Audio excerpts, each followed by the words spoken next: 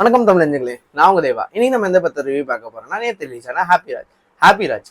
இந்த படம் பார்த்தீங்கன்னா ஒரு நல்ல எக்ஸ்பெக்டேஷனோட வந்ததுன்னே சொல்லலாம். ஏன்னு பார்த்தீங்கன்னா அந்த பாட்டு வந்து ஆடினே இருப்பேன் அப்படின்னு ஒரு பாட்டு வந்துச்சு. அந்த பாட்டு வந்து நல்லா ரீச் ஆச்சுன்னே சொல்லலாம். ஏன்னா கானா வினோத் ஒரு பிக் பாஸ்லேருந்து வந்தோடனே பாடினாரு. அது மட்டும் இல்லாமல் அதோட மியூசிக்கே ரொம்ப சூப்பராக இருந்துச்சு தர்ஷன் பிரபாகரனோடது.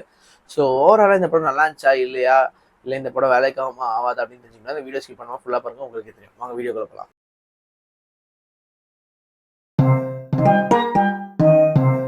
ஃபர்ஸ்ட் ஹாப்பிராஜ். இந்த படத்தில் ஜிவி பிரகாஷ், கௌரி, அதுக்கப்புறம் வந்துட்டு மரியம் ஜார்ஜ், அப்பாஸ், இந்த மாதிரி ஏகப்பட்ட பேர் நடிச்சிருந்தாங்க. என்னதான் இவ்வளோ நடிச்சிருந்தாலும் இந்த படத்தோட ஹீரோ யாருன்னு பார்த்தீங்கன்னா மரியம் ஜார்ஜ் தான். என்னடா ஜிவி படத்தில் இவர் சொல்கிற அப்படின்னு கேட்காதீங்க, உண்மையிலேயே அவர் தாங்க. ஏன்னா அவரோட ஆக்டிங் சான்ஸே இல்லை. வாழ்க்கை போல கைதி, டிராகன் அந்த மாதிரி இந்த படத்துலேயும் ரொம்ப ரொம்ப சூப்பராக பண்ணிட்டாரு. அந்த இன்னோசன்ட் ஃபேஸ் வச்சு அவர் நடிக்கிறதே வந்து ரொம்ப சூப்பராக இருக்குது. அவர் வந்து ஒரு கண்ணே இல்லாமல் எப்படி அவ்வளோ சூப்பராக நடிக்கிறேன்னு தெரியவே இல்லை. அவ்வளோ சூப்பராக பண்ணியிருக்காரு பர்ஃபார்மன்ஸு. ஒரு நல்ல ஸ்டோரி எடுத்துகிட்டு வந்து, அதாவது எப்படி சொல்கிறது, ஒரு ஆஸ் யூஸ்வல் ஸ்டோரி தான், பட் அதை எவ்வளோ என்டர்டெய்னிங்காக கொடுக்க முடியும், அதுவும் ட்ரெண்டுக்கு ஏற்ற மாதிரி கொடுக்க முடியுன்றது ரொம்ப அழகாக ஒர்க் அவுட் பண்ணியிருக்காரு டேரக்டர் மரியா. ஆக்சுவலாக இவர் வந்து பார்த்தீங்கன்னா பிரதீப் ரங்கநாதனோட அசிஸ்டன்ட்டு. ஸோ அவரோட டெம்ப்ளேட்டில் தான் இந்த படமும் அமைஞ்சிருக்குன்னே சொல்லலாம். பிரதீப் எப்படி லவ் டுடேல வந்து ஆடியன்ஸ் பல்ஸை பிடிக்கணும்னு நினச்சாரோ அதே மாதிரி இவர் அந்த ஆடியன்ஸ் பல்ஸை பிடிச்சிட்டாருன்னு தான் சொல்லணும். ஏன்னா த்ரூ அவுட் த ஃபிலிம் காமெடியாகவும் எடுத்துகிட்டு போயிட்டு கடைசியாக எமோஷன் கொண்டு வர்றது பிரதீப். எப்பயுமே அவரோட டெம்ப்ளேட்டே அந்த மாதிரி தான் இருக்கும். பட் ஆனால் இவர் படத்தில் ஃபர்ஸ்ட் ஹாஃபோ செகண்ட் ஹாஃப் ஸ்டார்டிங் வரைக்கும் தான் அந்த ஹியூமர் சென்ஸ்லாம், செகண்ட் ஹாஃப் முடிகிற ஒரு ½ அன் ஹவருக்கு மேலே எமோஷனல் கண்டென்ட் போட்டு தாக்கிட்டாங்க. ஈஸிலி கனெக்டபுளாக இருந்தது எல்லாருக்குமே.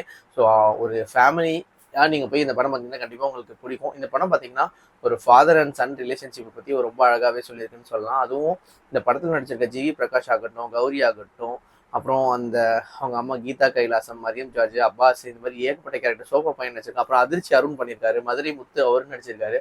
இவங்க எல்லாருமே ரொம்ப ரொம்ப சூப்பராக பர்ஃபார்ம் பண்ணியிருக்காங்க. உண்மையிலே ரீலோடிங் ஜிவி பிரகாஷ் தாங்க, சீரியஸாக. ஏன்னா வந்துட்டு அவர் இதே ஒரு 25th ஃபிலிமாக பண்ணியிருக்கலாம். ஏன்னா எனக்கு அப்படி தான் தோணுச்சு. ஏன்னா அவ்வளோ சூப்பராக இருந்தது இந்த படம். எனக்கு ரொம்ப ரொம்ப பிடிச்சிருந்தது. நல்லா ஒரு எங்கேஜிங்கான ஃபிலிம் பார்த்த மாதிரி இருந்துச்சு ரொம்ப நாளுக்கு அப்புறம். போன வாரம் நம்ம யூத் பார்த்தோம், பட் யூத் என்னால் ரிவ்யூ பண்ண முடியல. ஸோ யூத் எனக்கு ரொம்ப பிடிச்சிருந்தது. ஸோ யாராச்சும் அதை மிஸ் பண்ணிங்கன்னா அதையும் போய் பாருங்க, நல்ல படம் தான். ஸோ அதுக்கு ஈக்குவலாக இந்த படமும் ரொம்ப ரொம்ப சூப்பராகவே வந்து அமைஞ்சிருக்குன்னு தான் சொன்னோம். இது ஸ்டார்டிங் படம் பெருசாக புக் ஆகாமல் இருந்தது, பட் ஈவினிங் நைட் ஷோஸ் எல்லாமே செமையாக புக் ஆகி போயிட்டு இருக்கு நான் கேள்விப்பட்டேன். ஸோ இனிமேல் congratulations to the whole team. அதுக்கப்புறம் பார்த்தீங்கன்னா இதில் ஜிவி பிரகாஷ் பார்த்தீங்கன்னா ஒரு ரீல்ஸ் ரீக்ரியேஷன் சீன் ஒன்று பண்ணியிருப்பாரு, ஃபேஸ்புக்கில் அப்லோட் பண்ணுறதெல்லாம் வந்து தேட்டர்லேயே பிளாஸ்ட் ஆகிட்டாங்க. செம்ம ஹியூமர் சென்ஸாக இருக்கு அவருக்கு.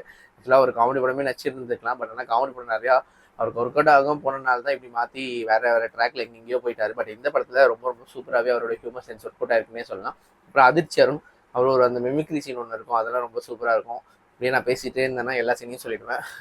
ஸோ மேஜராக ஒரு ஃபாதருக்கும் சன்னுக்கும் உள்ள ரிலேஷன்ஷிப் எப்படி இருக்குன்றத ரொம்ப அழகாக, எங்கேயுமே முகம் சுளிக்கும்படியாக இல்லாமல் ரொம்ப ரொம்ப டீசெண்டாக, ரொம்ப எக்ஸ்ட்ரீமாக அப்படியே போட்டு எமோஷனலாக என்னடா அப்படிலாம் இல்லாமல் ஒரு அழகான ஒரு எமோஷனல் பார்த்தா கண்ணு கலங்கும். பட் ஆனால் ரொம்ப டீசெண்டான வேலை எடுத்திருந்தாங்க.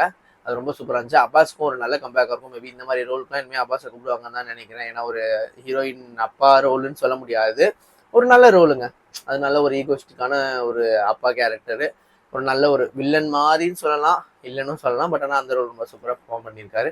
ஸோ அவருக்கும் ஒரு நல்ல கம்பேக்காக இருக்கும். ஓவராலாக மியூசிக் ரொம்ப சூப்பராக இருந்துச்சு. தர்ஷன் பிரபாகர் இருந்து எங்கேயுமே ஒரு குறைய சொல்ல முடியாத இல்லை. ஒரே ஒரு பாட்டு தான் ஆடினே இருப்பாங்க, இது எல்லாமே மவுண்டேஜ்லேயே வந்துடும். எதுவுமே தனியாலாம் பாட்டு வைக்கல.